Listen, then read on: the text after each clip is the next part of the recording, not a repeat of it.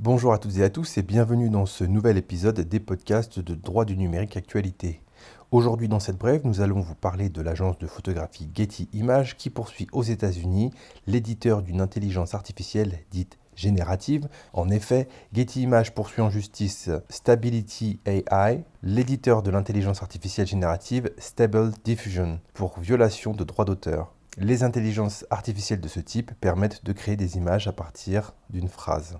Getty Images reproche à Stable Diffusion d'avoir scrappé 12 millions de ses œuvres sans autorisation. Le logo Getty Images apparaît même sur certaines images générées par l'intelligence artificielle. Le terme scraper signifie extraire ou collecter des données à partir d'une source en ligne, souvent en utilisant un logiciel ou une application automatisée.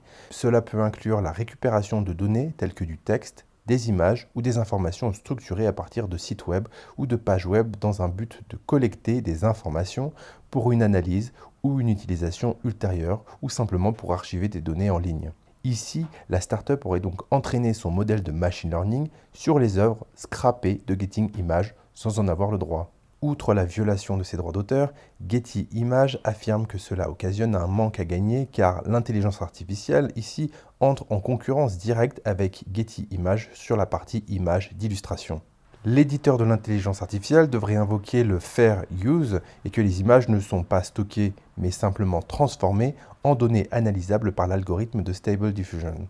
Le fair use est une doctrine de la common law qui permet une utilisation limitée et nécessaire de la propriété intellectuelle sans la permission du titulaire de celle-ci dans certaines situations.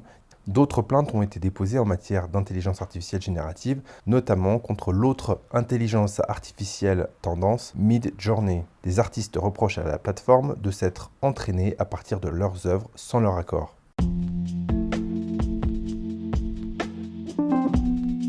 Voilà, c'est tout pour aujourd'hui.